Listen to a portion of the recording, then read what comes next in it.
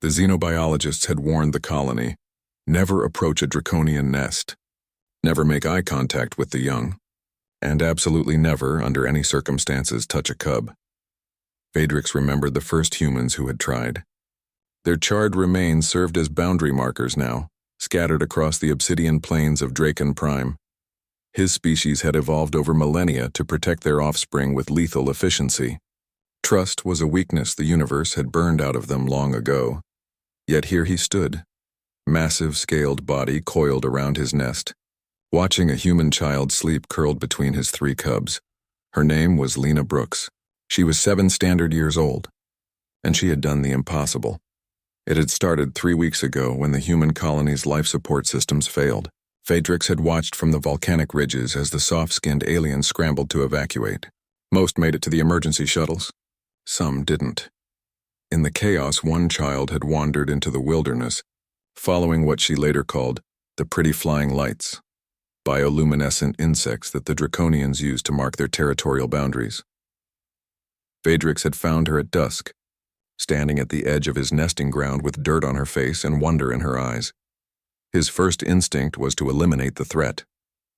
His second was to wait because she wasn't acting like prey. She wasn't running or screaming or pointing weapons. She was simply looking at his cubs who had emerged from the nest with the setting sun, their iridescent scales catching the last rays of light. "You're beautiful," she had whispered.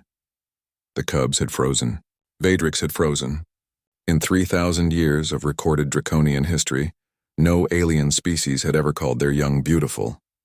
Dangerous, yes. Valuable for their rare biometal scales, absolutely. But beautiful? She had taken a step forward. Vadrix's throat had ignited with warning fire, smoke curling from his nostrils. Every instinct screamed at him to protect his offspring. But the child had simply smiled, not with fear, not with greed, but with pure, uncomplicated joy. "My name is Lena," she had said, sitting down cross-legged in the volcanic sand. "I'm lost." The cubs, despite every evolutionary imperative, had crept closer. That first night, Vadrix had allowed her to sleep at the perimeter of his territory. He told himself it was pragmatic. The human colony would search for her, and killing her would bring war.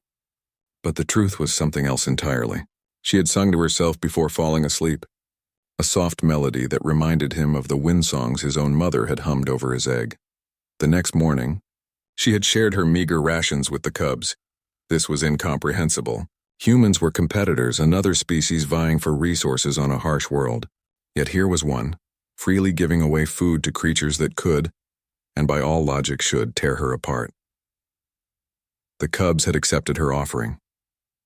Then they had brought her one of their own kills in return. Vadrix had nearly intervened. His cubs had never shared food with anyone outside the family. It violated every social protocol, every survival strategy. But Lena had accepted the offering with such genuine gratitude, carefully cooking it over a small fire she'd built, that even his ancient heart had stirred. By the 3rd day, she was sleeping against his smallest cub, Ember, who purred like a reactor core while Lena told stories about Earth, a world with water falling from the sky, green plants everywhere, and creatures called dogs that apparently had evolved specifically to love humans. "That's silly," Lena had said, scratching behind Ember's auditory ridge. "Why would evolution make something just to be friends?" But Vadrix wondered. Perhaps evolution was more complex than simple survival. Perhaps in the vast equations of life there was room for something humans called compassion. The human search parties came on the 5th day. Vadrix heard their vehicles grinding across the volcanic plain, heard them calling her name through amplified speakers. Lena had heard them too. She had looked up at him with those strange, soft eyes. "I should go back," she had said quietly. They're worried, but she hadn't moved. And neither had the cubs, who had arranged themselves around her protectively. His cubs who trusted no one, who had been genetically programmed to see every living thing as either threat or prey. "Why did you stay?" Vadrix had asked, speaking in the human language for the first time. His vocal cords weren't designed for their soft sounds, but he managed. Lena had tilted her head, considering. "You needed someone to show them," she had said, simply gesturing to the cubs, "that not everyone wants to hurt them. My mom says that's how you heal, when someone is kind even when they don't have to be." In that moment, Vadrix understood why humanity had survived their own violent evolution.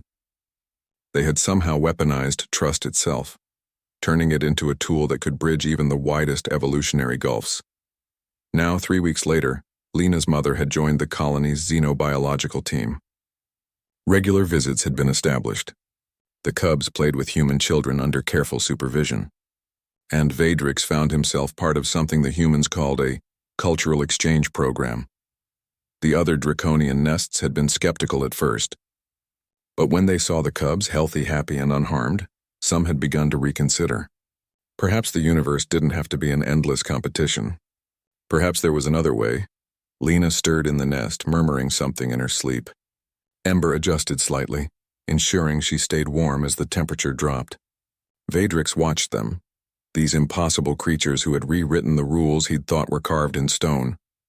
The xenobiologists had been right about one thing. Draconian cubs trusted no one, until a human child taught them that some creatures were worth trusting.